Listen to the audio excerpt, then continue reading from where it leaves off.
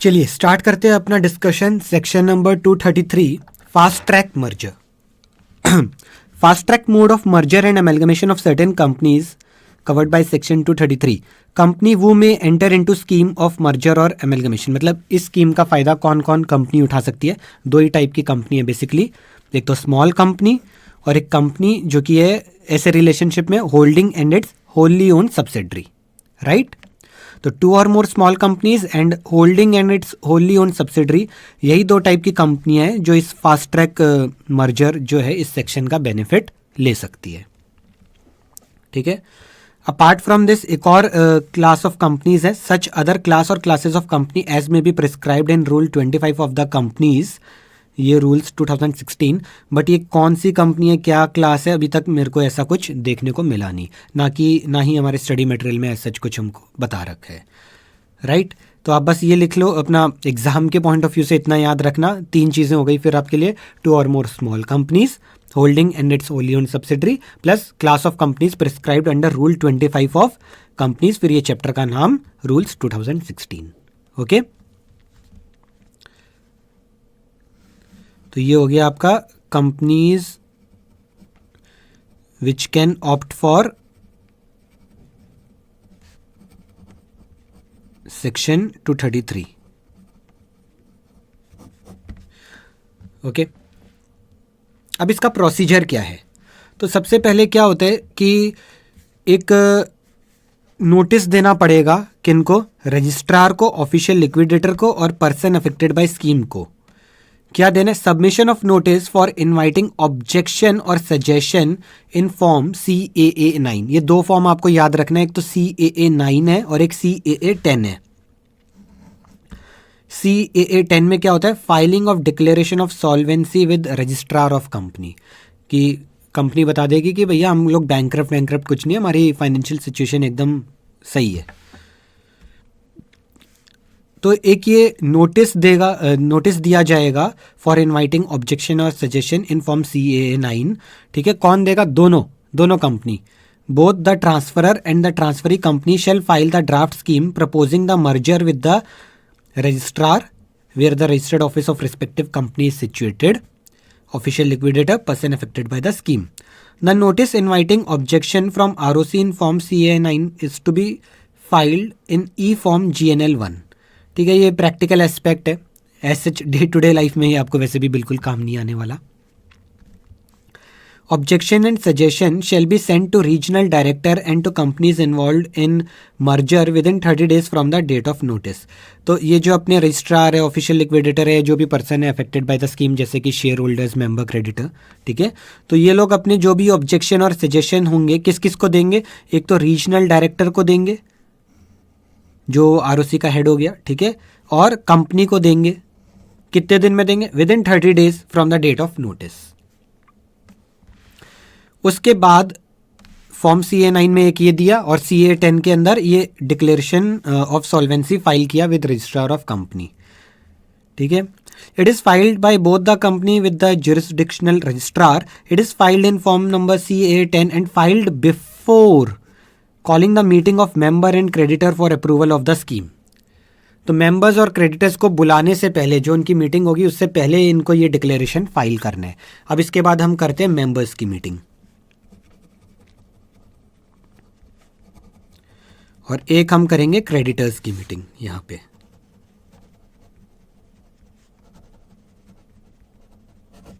तो मेंबर्स की मीटिंग के अंदर हमको at least 90% of the total share holding, मतलब शेयर वैल्यू की हम बात कर रहे हैं, नंबर ऑफ शेयर होल्डर की नहीं, टोटल 90% ऑफ द शेयर होल्डिंग, उतने मेंबर्स के अप्रूवल चाहिए। तो objection and suggestion received are considered by the company in their respective general meeting. तो ये मीटिंग कब होती है, जब ये हमने नोटिस दे दिया, ये फाइल कर दिया, 30 दिन हो गए, हमारे पास ऑब्जेक्शन सजेशन आ गए और उसको अब हम कंसिडर कर रहे हैं अपनी जनरल मीटिंग के अंदर। तो and scheme need to be approved by member holding at least 90% of the total number of shares. Done है ये, 90% हमारा यहाँ पे वैल्यू है जो आपको याद रखना है। अब ऐसे ही आपको क्रेडिटर्स का भी अप्रूवल चाहिए। तो क्रेडिटर्स का अप्रूवल इन नंबर मेजॉरिटी में चाहिए और इन वैल्यू 9/10 चाहिए। तो अगर क्रेडिटर्स की मीटिंग हो रही है, बाई मीटिंग भी हो सकता है, विदाउट मीटिंग भी हो सकता है, दोनों अलग अलग क्राइटेरिया है। बाई मीटिंग होता है तो majority of creditor representing 9/10 in value, ठीक है, मेजॉरिटी भी जैसा हमने उसमें पढ़ा था ना 230 सब सेक्शन 6 में, वहाँ क्या था, मेजॉरिटी एंड 3/4 था। यहाँ पे आपका मेजॉरिटी एंड 9/10 इन वैल्यू है, ठीक है, किसका, क्रेडिटर्स का या class of creditor. Has to approve the scheme in meeting, notice of such meeting has to be given clear 21 days before date of meeting and notice shall be accompanied by the proposed scheme, explanatory statement, copy of declaration of solvency etc. इनका जो notice of meeting कैसे होगा भाई, जो journal meeting का notice होता है आपको उस हिसाब से इनको नोटिस देना है। अच्छा, आप मीटिंग नहीं बुलाना चाहते क्रेडिटर्स का तो क्या है, तो फिर आपको इन राइटिंग उनका अप्रूवल चाहिए, कितने, 9/10 इन वैल्यू ऑफ क्रेडिटर्स। तो such scheme shall be approved in writing by the majority, again वही majority representing 9/10 value of creditor, ठीक है, तो इन राइटिंग चाहिए। अगर इन राइटिंग वो क्रेडिटर्स आपको अप्रूवल दे देते हैं तो मीटिंग बुलाने की आपको ज़रूरत नहीं है। तो यहाँ तक क्लियर है आपको प्रोसेस, कुछ भी ऐसा डिफ़िकल्ट नहीं है। शॉर्ट में आप अपना इसका नोट्स वगैरह बना सकते हैं। मैं इसमें ज़्यादा टाइम नहीं देना चाहता बिकॉज मेरे हिसाब से कोई बहुत खास इंपॉर्टेंट टॉपिक नहीं है। होता तो श्योरली मैं आपको इसके नोट्स बनवा के देता और छोटे नोट्स करवाता, ठीक है। उसके बाद transferee company shall file copy of the scheme so approved in the prescribed manner with the central government registrar and official liquidator where the registered office of company situated. Transferee company हो गई आपकी new company, जो कि नई company बनने जा रही है फाइनल, ठीक है। एक सेकंड दीजिए, सॉरी।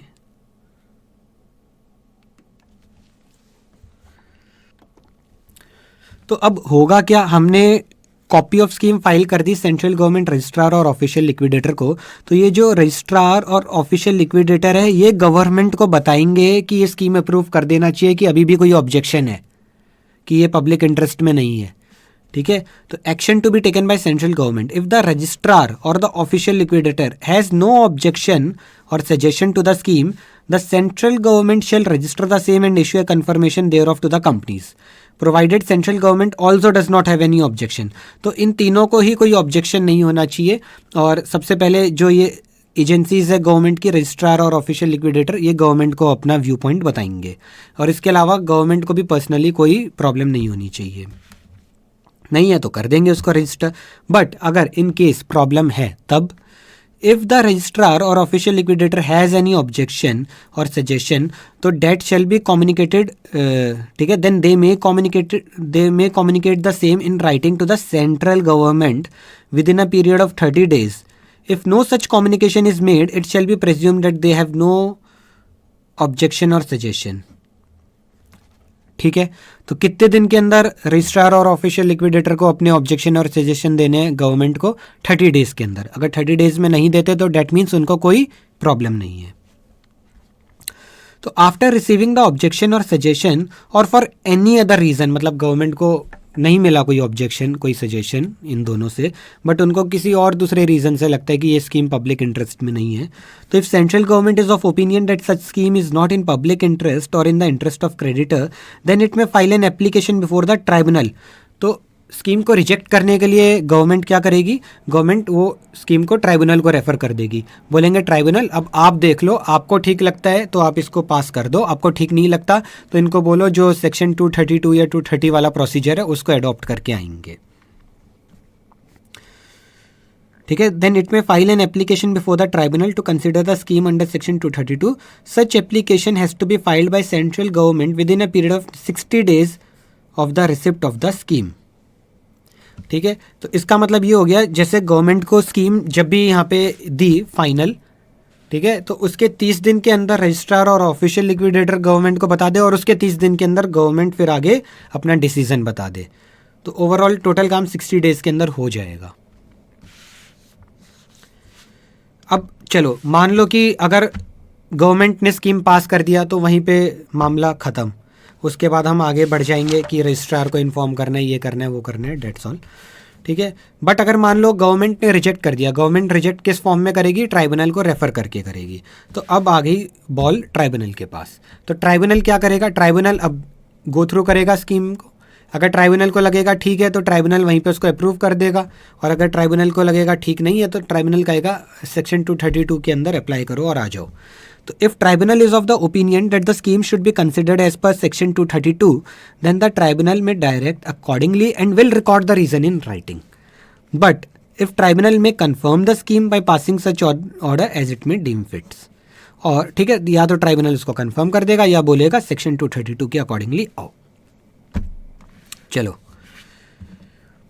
अगला point, communication of the order to the registrar having jurisdiction over the transferee company. तो ट्रांसफरी कंपनी हो गई आपकी जो न्यू कंपनी, रिजल्टेंट कंपनी, ठीक है। तो उसका जो रजिस्ट्रार होगा उसको आप कम्युनिकेट कर दोगे, ठीक है, जो स्कीम अप्रूव होती है सेंट्रल गवर्नमेंट द्वारा।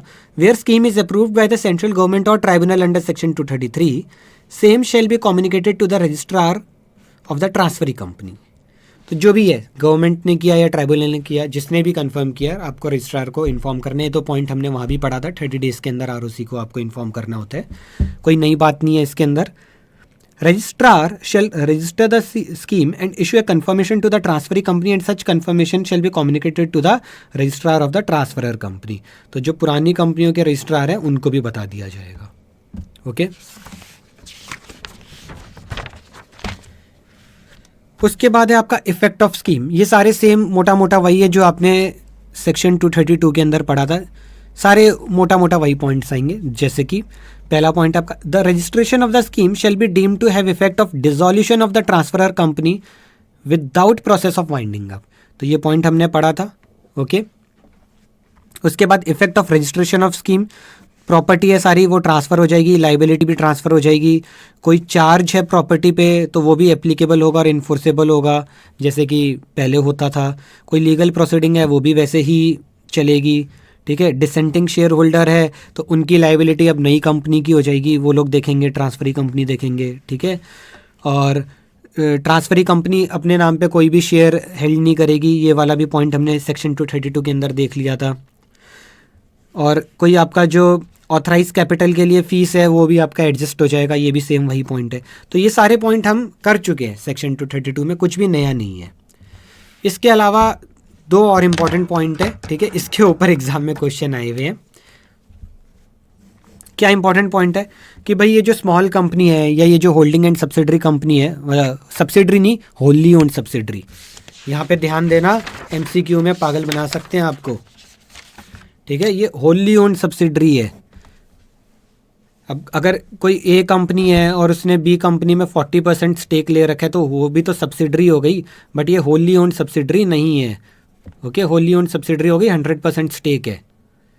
तो इस चीज़ का ध्यान रखना, होली ओन्ड वर्ड का, एमसीक्यू में बेवकूफ़ मत बन जाना।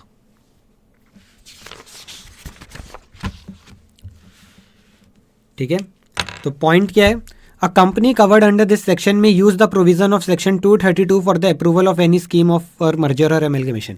तो स्मॉल कंपनी है या ये holding plus Holi owned subsidiary company है, ये बोलते हैं मेरे को नहीं जाना 233 में, मैं तो 232 के थ्रू ही जाऊंगा। तो क्या उनको कोई मना करने वाला है? कोई मना करने वाला नहीं है, कोई प्रॉब्लम नहीं है।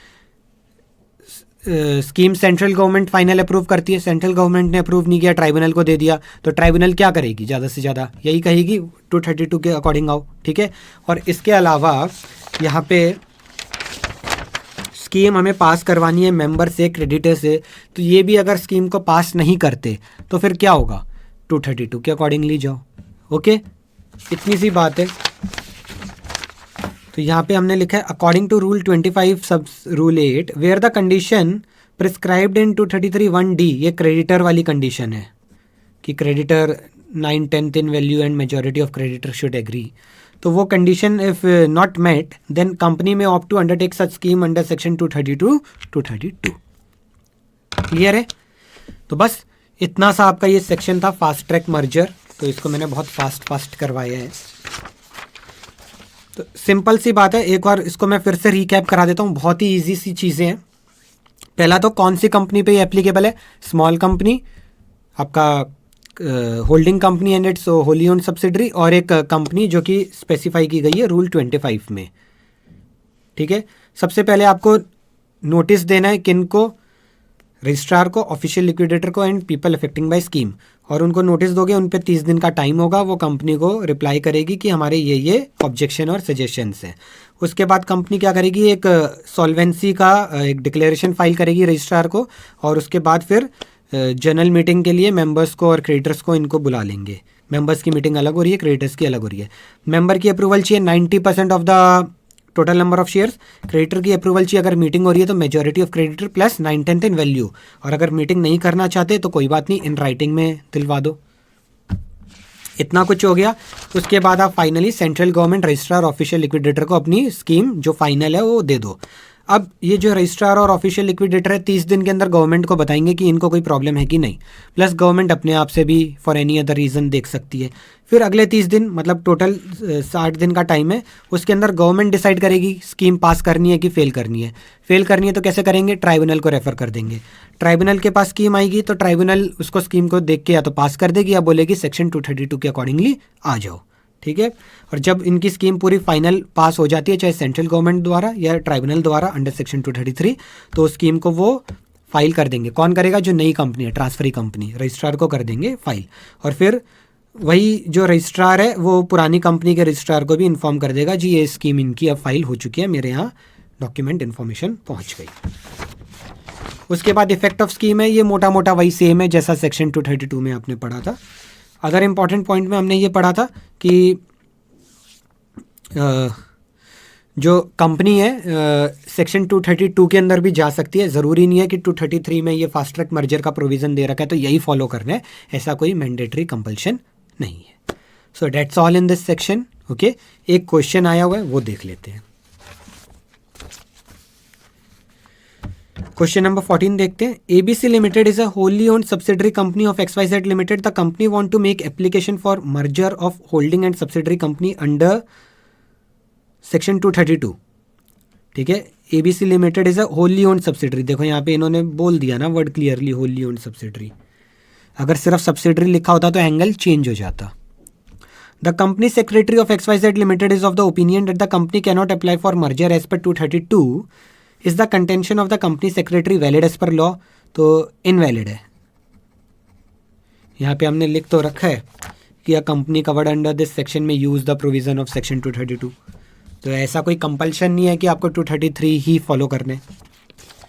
ओके, बस इतना सा ही एक क्वेश्चन था इसका। तो सेक्शन 233 भी यहाँ पे मेरा फिनिश होता है। अब अगला सेक्शन 234 में आपको करा चुका, देन अब मैं आपको कराऊंगा 235 नेक्स्ट वीडियो के अंदर, जो कि आपका डिसेंटिंग शेयर होल्डर से रिलेटेड, इससे रिलेटेड थोड़े बहुत क्वेश्चन आए हुए एग्जाम में, देख लेंगे वो भी। चलिए, थैंक यू।